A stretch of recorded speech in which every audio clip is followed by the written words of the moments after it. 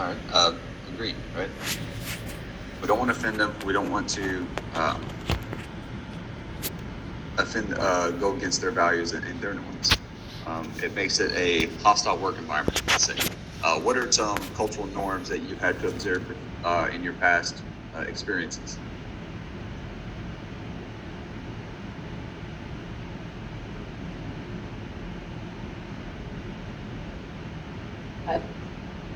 I think the biggest cultural norm that I came across that was kind of a shock, and I had to realize that they weren't being disrespectful, was a short stint in Germany. Anytime that I went somewhere, they would address the male. Even if I was the one who asked the question, they would look at the male who was with me and respond to them. And I had to be explained that it wasn't because they were trying to be offensive or disrespectful. It was actually a sign of showing respect to the man that I was with.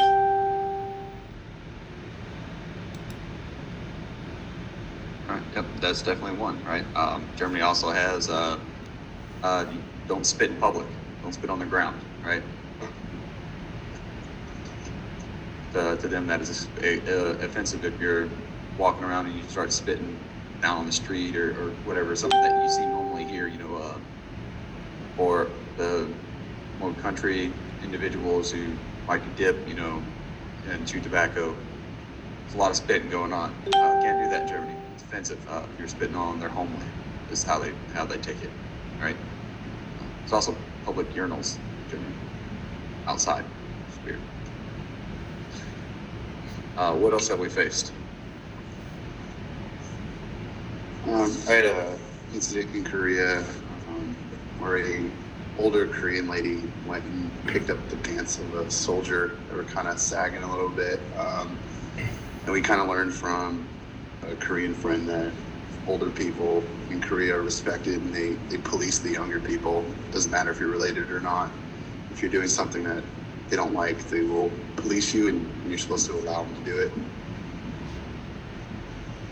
All right. So they have, in their culture, their elders are seen in high respect, right?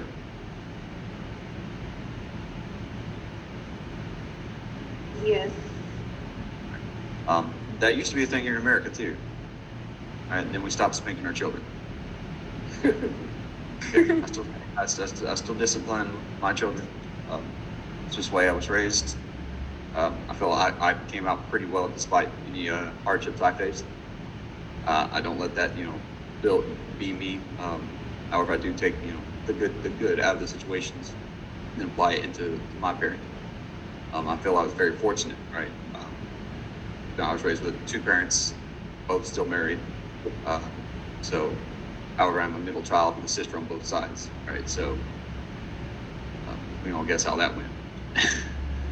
But when we think about our elders and how we should respect them, okay, that seems to be lost in translation to the youth today with the current generation. And we can definitely believe that that's a contributing factor between politics and everything that has kind of lost its effectiveness, right? What about those who have deployed before to one of our quite often deployed areas, such as Iraq, Afghanistan, things like that? While I was in Iraq, the first thing Afghanistan, the first thing that they told me was do not shake their hands unless they extend forward. As well, I was chaperoned by a male, even with the bazaar, just out of a shine, a thing of respect, and they didn't believe that women should go unattended. So even on base, people traveled in pairs because of the local nationals that worked there. Did they require you to wear a hijab or cover your hair and things? No, I heard started that before they closed the base, when people were allowed off, you had to have a covering for certain areas, but while on base, we did not. However, with that being said, the dress code was a lot stricter. So you weren't allowed to wear shorts except during PT time, no cutoff shirts. And when you went into the DFAC, you had to have pants on, and they couldn't be spandex either. They had to actually be jogging pants or normal pants.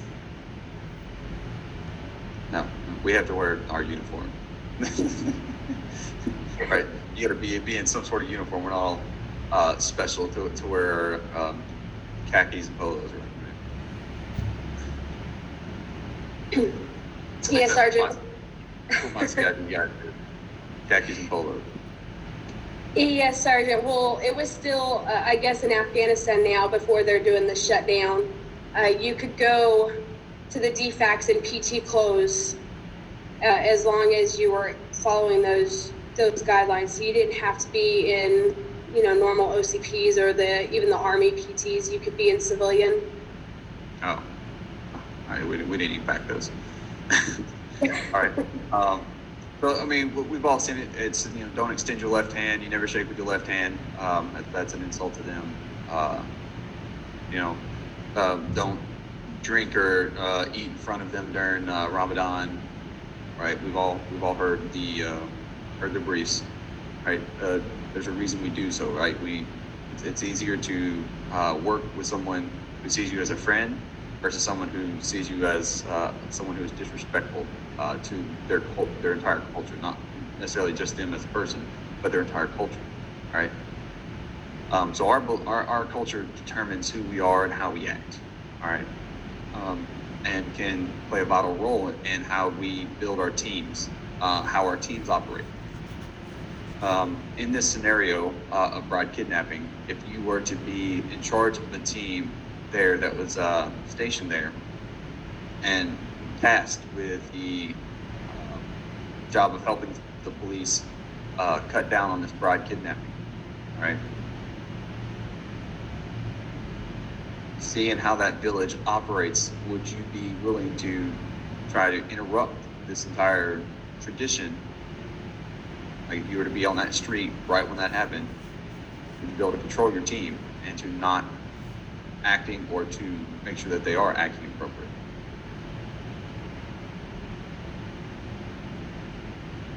Yes, Sergeant.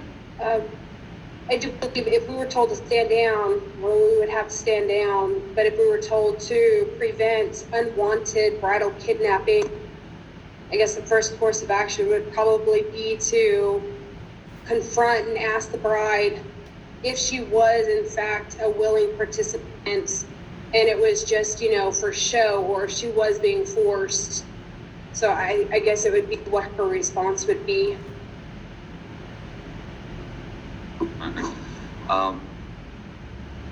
Many times that you're faced as a leader with challenges, and that can be personal challenges, but that can be challenges for your team.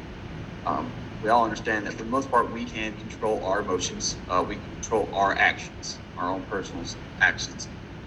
But it's how we train our team and make them aware of the culture and being culturally competent as well, so that they understand. It's a lot harder to control 5 other individuals' emotions versus just your own. All right. So going into this, we're going to explore ways to rapidly recognize and assess cultural norms, explore strategies to communicate effectively with people of your own and other cultures, and learn how to mitigate cross-cultural challenges. All right.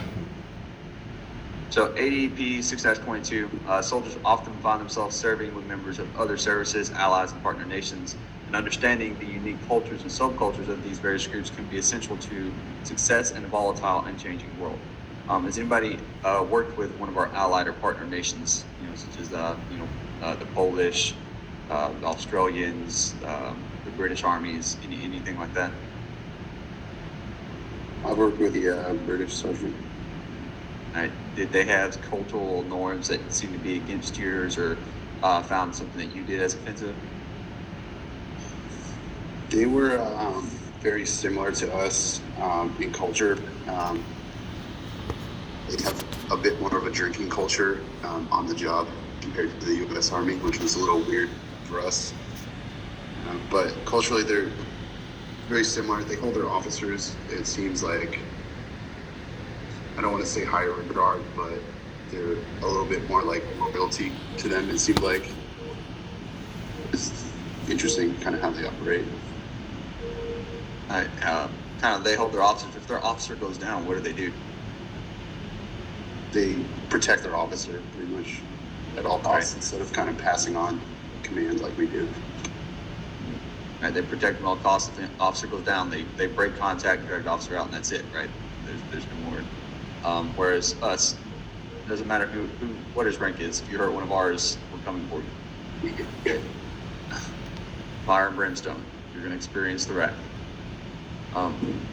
It's one of those cultural differences, yes. However, you can best bet believe that if it was not illegal or against general law number 1 to consume alcohol during while downrange or during the day and things like that, it would be happening.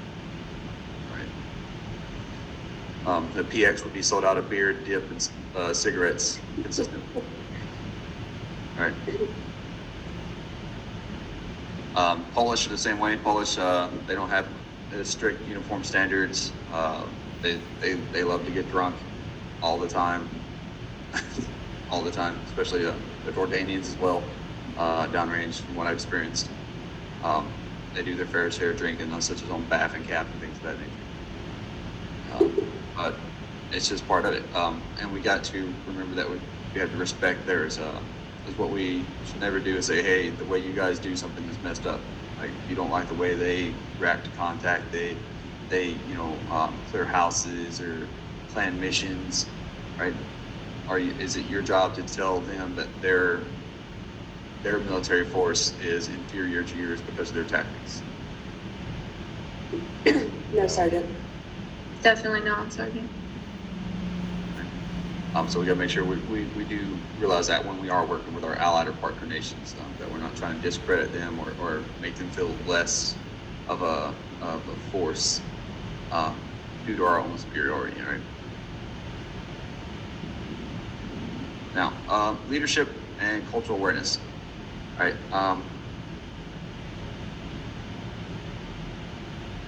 Culture consists of your shared beliefs, values, and assumptions, and we should be mindful of these 3 different contexts, right? So, as was stating, sensitive, unified action partners' backgrounds determines how we can best use their capabilities, the awareness of the culture of the area in which we're operating, and then consideration of our partners' customs, traditions, doctrinal principles, and operational methods, right? So if we're aware of their culture and we realize that that's going to be a benefit, we need to make sure we know how to use that benefit, okay? We want to be aware of their traditions, their doctrinal principles, and operational methods so that we don't cause any fratricide or anything of that nature, of course. And then be aware of where you're operating in, right? A lot of what our good intel comes from the locals in the area. Would that be a reasonable assumption? Yes, Sergeant. Yes, Sergeant. They are 100% less likely to report stuff happening if they don't like us. Okay, it's just a fact of life. We've had locals tell us plenty of times when people have planted IEDs, ambushes are set, things of that nature that have saved our lives. And that's because we work well with the area. We go out and we do HA missions where we provide, humanitarian aid, grants and loans for local businesses to boost the economy, things of that nature that, we're trying to help that area. And we show that we're there for help, not to apply the American belief on them. Okay, we're just there to help them get rid of whatever terrorist group happens to be operating in that area. And that's one way that we used coin, right? Back when coin was a big thing, is to gain the trust of the locals and want them to work help us, not the Taliban or whoever happens to be operating in that area.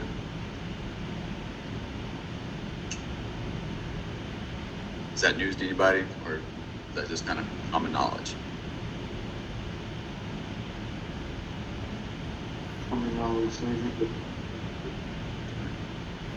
Good. That means it's getting passed along pretty well. All right. So when we look at here, it says what your culture consists of, your beliefs, values, and assumptions, right? So what we're going to go over is the B&DB model. All right. So our behaviors, norms, values, and belief is what I'm going to refer to as your B&DB for the rest of this lesson. Okay. We're going. A lot of times this can be, towards your host nation, your partner, and your allies, and we're going to kind of view this toward your team. Okay, the ones who are working under you, the ones you're working with every day. All right. We all understand what a behavior is, right? Obviously, there's a definition here on the slide: observable patterns of action. All right. What is a common behavior you see every day from when you're soldiers?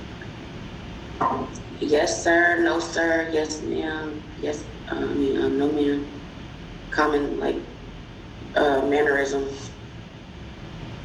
I hope you're not letting them call you ma'am or sir. Well, and also no, sergeant. Yes, sergeant. Man, it's like, hey, I work for a living now. Come on. But absolutely, manners. Okay. What about let's look at things that they do on a daily basis. How many can identify which soldiers, like you say, already know specialist so-and-so or private so-and-so is going to come in this morning with a monster in hand after just finishing his morning cigarette? Yes, Sergeant. I can tell you exactly who's made the coffee and how many cups they probably already had just by walking in the door. That's what we're talking about, right? Who is coming in? Who's the bright-eyed, bushy-tailed in the morning? Who's the one who just rolled out of bed and still hasn't quite woke up? Definitely not a morning person, right? Who's the one you can smell the alcohol because they normally drink every night, or if it is a Monday, they went hard this weekend, right? It's a common occurrence that would be something they do quite often, which would make it a behavior. For me, it's if I don't come in with my hair nicely kempt and coffee in the morning, you can assume I had a bad night. Okay, because I come in every morning, bright-eyed, bushy-tailed. I am a morning person. I don't sleep much. However, I do style my hair. I do make my coffee in the morning. I come in ready to work. All right, something like that didn't happen. You can say that is out of norm for me. That is not an expected behavior, right?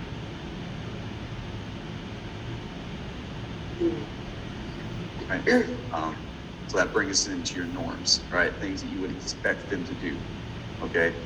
If you have a soldier who is always on time and then one day they're late, what is the assumption that we make there?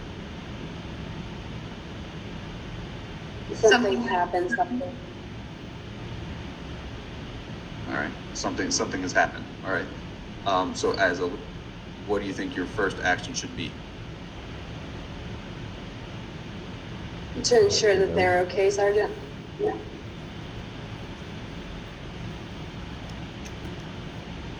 I can agree with that, Sergeant. Just to make sure that they're okay and nothing serious is going on, since it is out of their norm. All right. Now, how many people jump straight to counsel them, make them do push-ups, quote unquote smoke session, those kind of things? I've seen leadership do that. Jump straight to push-ups or counseling instead of asking the soldier what's going on.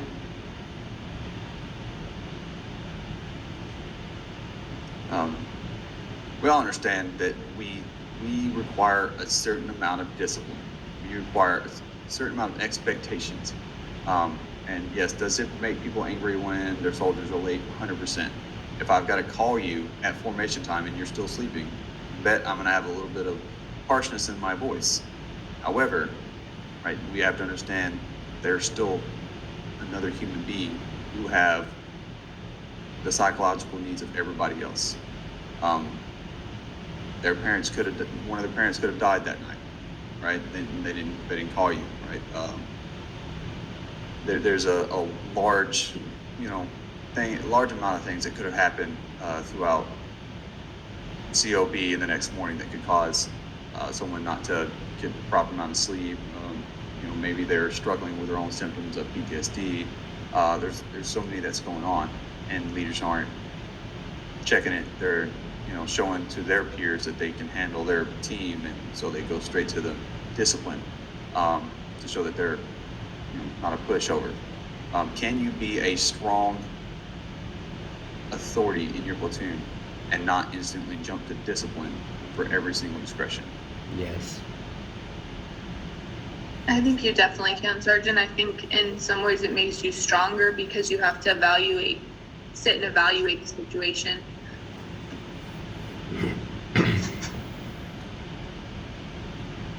I'll have to agree with that, Sergeant. I think you can be strong, but each situation you have to evaluate to determine the course of action on whether you need to be showing concern or you need to implement some kind of corrective action because of a repeated behavior that's not acceptable. All right. So exactly, if it's a repeated offense, then it becomes more of a norm. It's normal for them to be late, and that's something you need to correct, right? That's kind of where we need to look at, right? Now, what establishes some of our norms?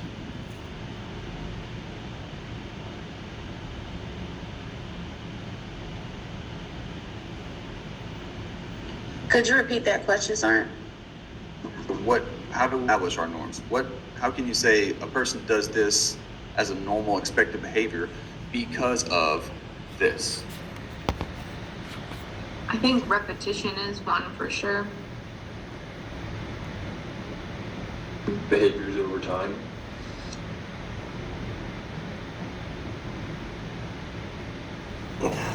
Not quite where I'm looking to go with this. We're working there. Yes. Okay. Say you show up every day on time, right? That's an expected behavior. Why do you show up every day on time? Because it's your job. Say Sergeant, because culturally, as the Army, we all decided we will be right time, right place, right uniform, and that's expected of any soldier. So you're kind of expecting your soldiers to already know that we do that, practice that.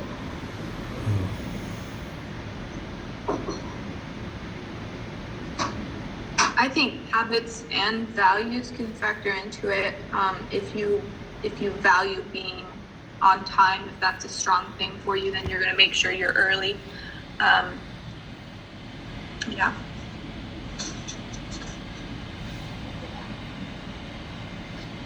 All right. But yeah, so our values essentially kind of build our norms, what we hold important, right? I take pride in my work, right? I take pride in what I do. So therefore, I want to make sure I do the things I'm supposed to do and do them well, right? If I'm supposed to be there on time, I need to be there on time. If I'm supposed to be in a certain uniform, I need to be in that uniform, right? That's an expected behavior for me. That is a norm for me to do the right thing because I value it. I value doing the right thing. I value exceeding the standard, okay? That is an important ideal concept to me, right? Do individuals value other things? Absolutely, right? We have our Army values, we have the Golden Rule. There's a lot of different values out there that we all believe in that we practice, which help build our norms, okay? Such as saying yes sir, no sir, yes ma'am, no ma'am, right? If that's a normal expected behavior for them to do, it's because someone has instilled that value in them, right? They have that value, that is an expected behavior. That's how that builds on each other. Roger, Sergeant. Right.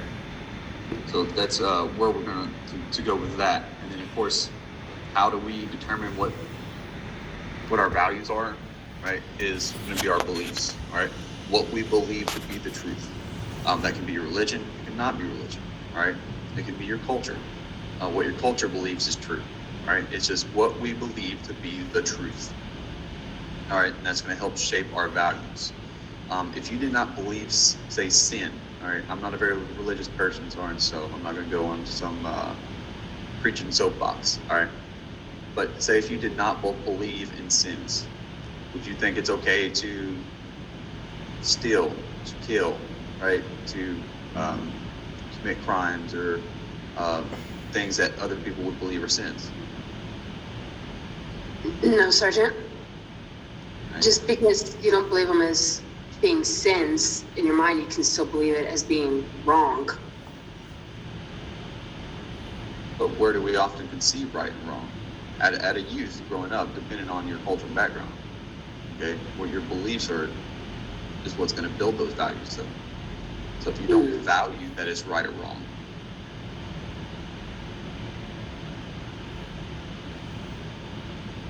right? That makes sense, Sergeant. So I mean, we have 15 different backgrounds in this chat room, right? 15 different backgrounds. Each one's gonna have a different belief or value. Most of us are gonna have some similar ones, right? The Army values, right? We all value those. But where you grew up with and what you grew up with around your culture is going to be different, right? Some people are going to see different roles in life that they value more or so than less. There are some who value being a parent, being a mother. There are going to be some who value being contributing to society, having a job, chasing their dreams and things like that, right? Not everybody values the same role, especially comes down to gender-based roles, right? I grew up Southern, but my mom still worked throughout my entire life. It wasn't common for me to have a mother figure who stayed at house and that was their sole job, right? That wasn't a value for me, okay? Is that a value for others? Yeah, Sergeant.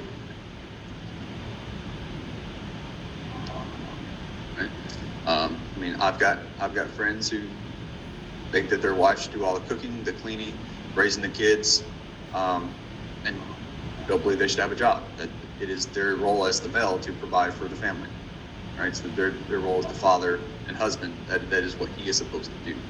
She should not have to be doing that, right? And it's all based on his beliefs, the way he's raised, okay? So that's kind of where we're looking at, is to identify what your soldiers' beliefs are by using their norms and their behaviors. Once you start patterning their behaviors and you start developing what their norms are, you can lead those norms and use them to determine what they value, what they hold of value, as far as their ideals and concepts, and assume what their beliefs are. Now, why would that be an effective tool for a leader?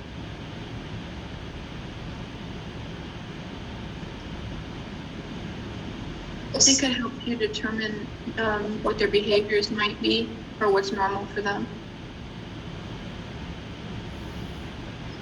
Sergeant, I might be wrong on saying this, but if you understand their values and their beliefs, their norms, and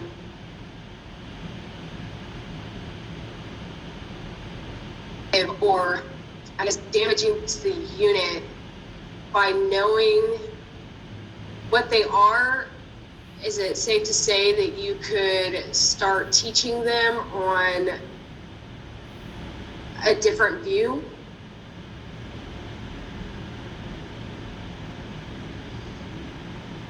All right.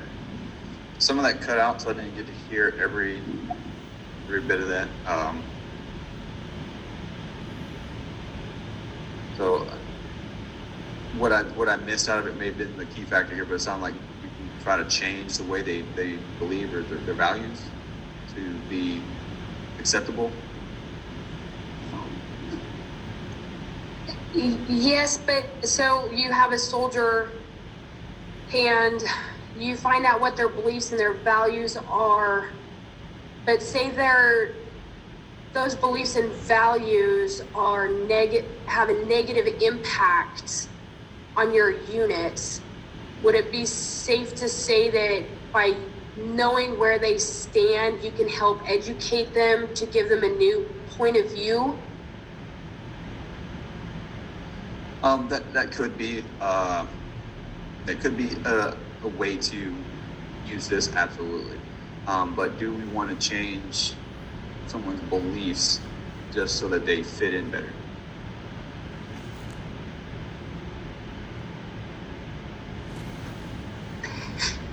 No, Sergeant. I guess in the way that I'm going, it might be too far to the left, but so say their belief on other cultures or other genders, etc., making their behaviors toxic. So helping them shape new beliefs on. I think I'm taking this down a rabbit hole. That's all right. I mean, I encourage conversation, so it's important. I ain't gotta be the only one to talk. Right? Everybody's got experiences. But absolutely, yes, I understand where you're going with it now. If someone is not practicing cultural competence, they can't put their own beliefs aside, we have an issue. Okay? And we have to go into what we're going to cover later in this week as conflict management. All right? Because essentially that is a conflict on an individual level. That is a conflict of culture, belief, and we can't tolerate that. So we've got to let them know, hey, I've noticed you tend to do this whenever so and so does this. All right, it's not acceptable. We cannot tolerate that around here. All right, I understand you may believe in it this way or that way. However, in the Army, that is not an acceptable behavior, and that is something you're going to have to change, because if it becomes a norm, we're going to have to take action, right? So absolutely, it would be a way to identify and address a belief or a value that they do not show appropriately. That follow along with your train of thought there, really. Yes, Sergeant. Thank you. That's very accurate. But we can also use it to learn, get to know our soldiers, and how to best use their values, their beliefs, their norms, to best suit the mission, right? If I know that I have a soldier who is multicultural, multilingual, I can use them to that facet, right? If I have someone who is we may have two here that are ESL. Are there any ESLs in the group?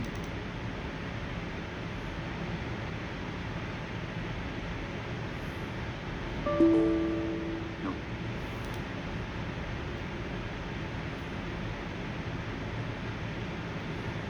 Does everybody understand what ESL means? What's that language? English second language, yeah. Just All right. It is common. We usually have one or two, especially when we have foreign nationals in the class as well. But to be able to use their experiences, those who grew up in another country before America, it helps build your team's diversity, and that diversity can make your team so much stronger than a one-sided. Okay, using each other's